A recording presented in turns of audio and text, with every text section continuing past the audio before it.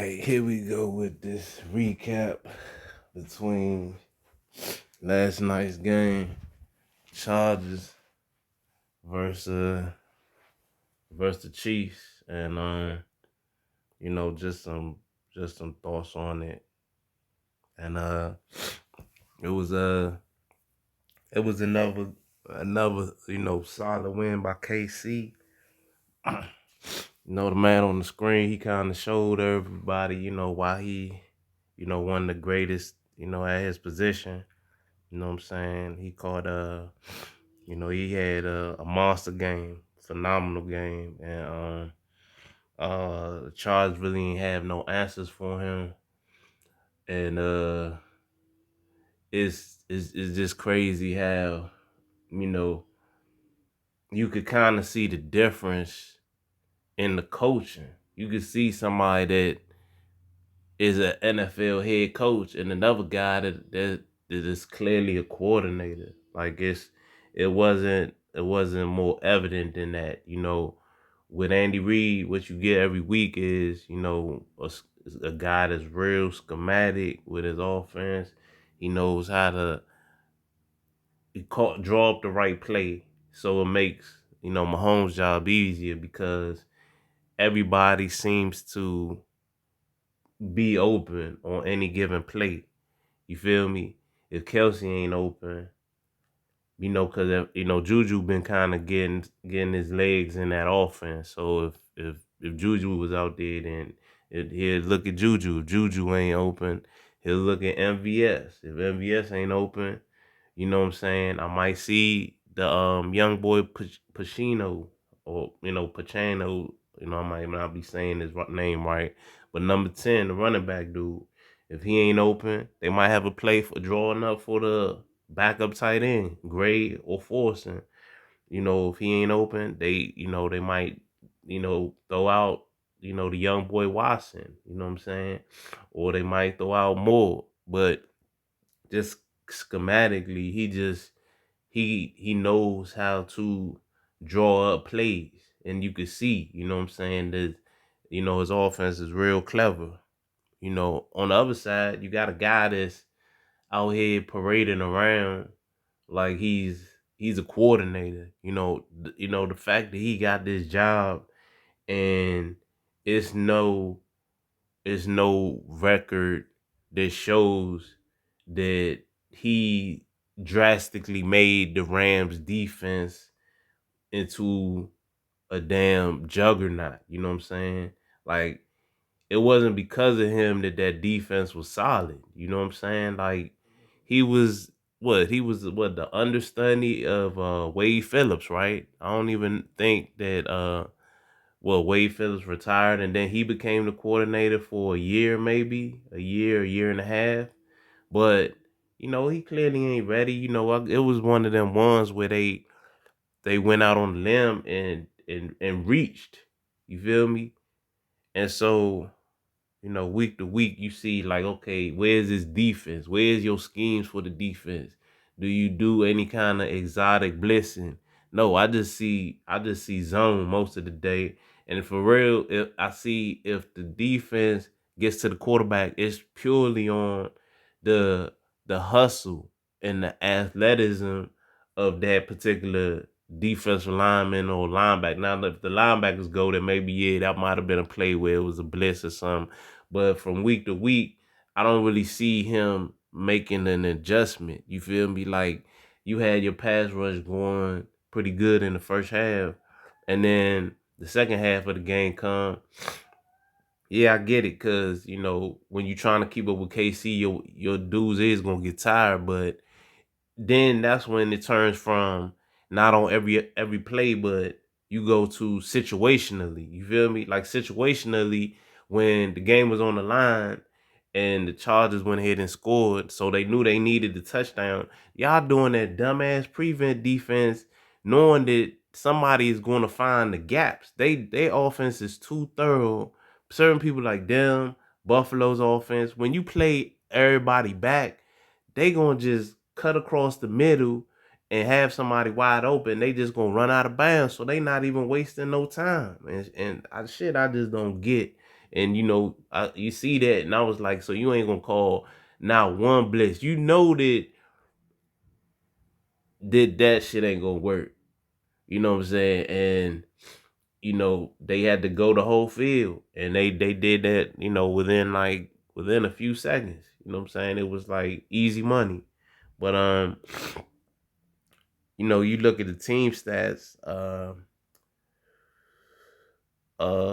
You got third down efficiency 5 of 10 for Kansas City. Chargers actually was 8 of 14, so that was actually a plus. They had more plays, 65 to 62. KC just had more yards, 485 to 365, and then they had the ball about the same. KC had 11 drives, and the Chargers had 10 drives. So then penalties about the same. They had 4. And so time possession was slightly edged to the Chargers, where they had 32 for 32 minutes, and KC had it for 27. But KC ain't stunned on really having the ball less than you, because they making more explosive plays. Mahomes, he did his thing again. He had 20 completions, 34 attempts, 329 yards, 3 touchdowns, no interception, 120 rating. So that's like a damn near perfect game. Pacino, they got a great performance by him. He rushed the ball 15 carries for 107, 28 was his longest. And McKinney didn't really run too much, because it would seem like they was focusing more so on Pacino, and just the passing game was just working too well. But McKinney had 6 for 24, and as a team, they ran the ball for 163 yards. So you letting them run the ball 163, and you letting them throw 329, and you only sacked them one time, but nah, I'm gonna get to them in a second. All right. So they only lost one fumble, which was McKinney in the fourth quarter. But aside from that, their offense was like pretty much flawless. Uh KC defense, who's playing better this year. And I've been saying that for most of the season. You ain't gonna just, even though they scored 27 points, KC was making better situational plays. They hit the quarterback 10 times, as they had 5 sacks. Chris Jones, he had 2. They all pro, doubling them. It didn't matter. Like, once the line started getting weak at the end, that's when he was starting to makes most noise. He had 4 QB hits, by himself or whatever, 3 tackles, 4 loss. So, he had a phenomenal game. Their young defense has been getting better from week to week. You know what I'm saying? So you got to give them props just all the way around the board. They've been able to develop their young talent, and to where their young talent kind of holds their own. So yeah, it was a total. They showing why they the top one of the top teams in the league, and definitely in the AFC. All right, so you go to the fucking Chargers, right? Now, Herbert, he was 23 completions, 30 attempts, 280 yards, 2 touchdowns, the interception on the last play of the game, had 113 passer rating, right? Eckler, running the ball, they ran as a team for 115. Eckler chimed in with 19 carries, 83 yards, and 1 touchdown. 115 yards as a team, which is cool, because some games they get way less than that. So that was, their running game was pretty solid. Palmer, he was kind of doing his thing. He had 2 touchdowns, caught 106. He caught 8 on 10 targets, and had that 50-yard to kind of start the game off with. It was looking like, okay, oh shit, it's gonna be one of them type of nights, right? They tried to work Keenan Allen sparingly, because they didn't want to re-aggravate his hamstring injury. He had 8 carries, 5 for 94. Williams had 1 for 15, and by the looks of how he either tried to shoot off the second one or that play, his ankle wasn't right, and so they didn't even want to chance him even when they was in the like red zone. Carter had 3 for 33. So, the offense was cool. The only thing is they threw the ball deep 2 times, and 2 times it was effective, right? Allen, he caught the 46-yarder that set the touchdown up in the fourth quarter, and Palmer had the 50-yarder in the first quarter. So then, in your logic, right, you see like, damn, okay, I might got some on the outside.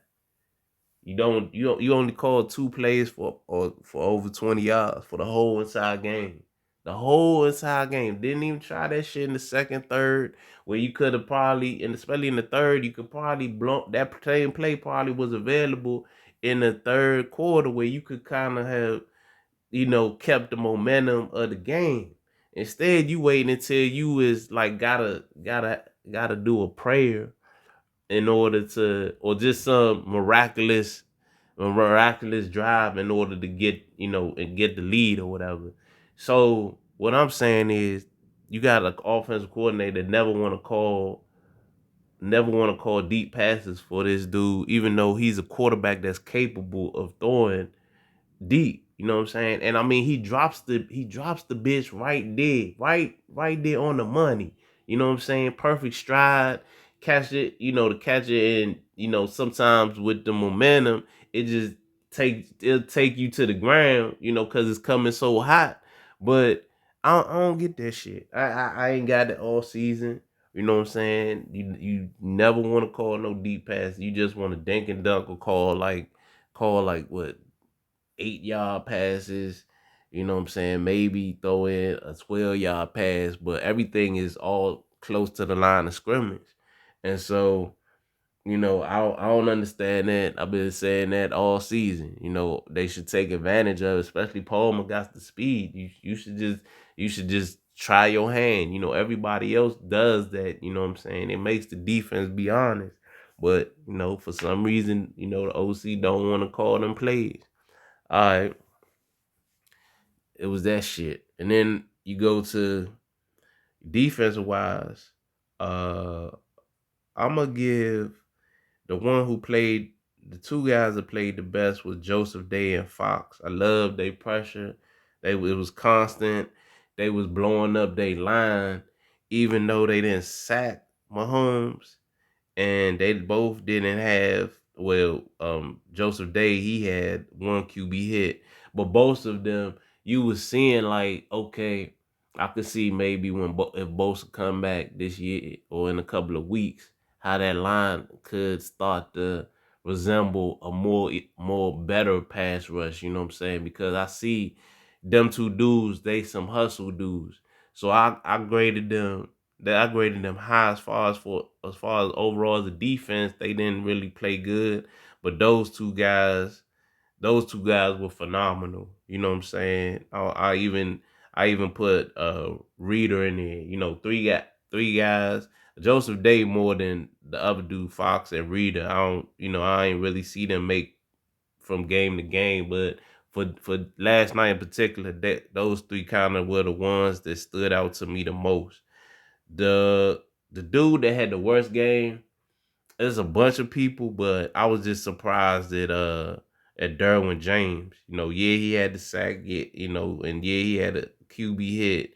Yeah, he had 7 tackles, but his coverage on Kelsey was, he had an interference call that kind of gave them, that drive where they converted all their third downs and whatnot, and then they were able to get an extra play because of his pass interference. And so I don't know whether that gave him the hesitation when Kelsey scored that touchdown, on the end when he was it the 15 or 13 yarder. I just know that where he kind of was a little more hesitant, and I never really seen him have.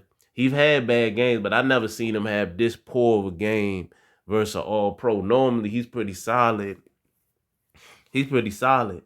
You know what I'm saying? And he kind of can make Kelsey a little hesitant if he play him real tight and physical. And so this was one of the games where the secondary as a whole was some trash, but But definitely James, man, he had like he's definitely had one of his worst games coverage wise. Yeah, up front in the box, he was killing it in the first half, but definitely as the game weighed on, his coverage was definitely his coveraging, where you kind of stamp him, he's considered one of the better safeties in the league, top 10, maybe top 7. And so the fact that he was just getting, done like that, it just was like, I ain't used to seeing him like that. And maybe partially it had to do with once Adderley had the injury and they had to put in the backup. Maybe they had to, like, it was a lot of people that was unsure. And so that's why maybe the coverages started lacking. So, maybe maybe the defense probably could have played better had Adderley stayed in the game. But after he went out and they had to bump the other dude in, it's like a lot of missed coverages was just taking place, after that point, you know what I'm saying? So it was a lot of holes. Every time they threw the ball, they had that deep play to Watson, you know what I'm saying? They had Forces get off, you know what I'm saying? Then Sky Moore was working the middle and shit like that. And then they blended it in with Pacino running the ball. So it was like they just had the Chargers defense on their heels for the whole game. And so, they really they it's like they wasn't really sure, and with offense and defense, is if you gotta react to the offense and don't let the offense react to you, you dead.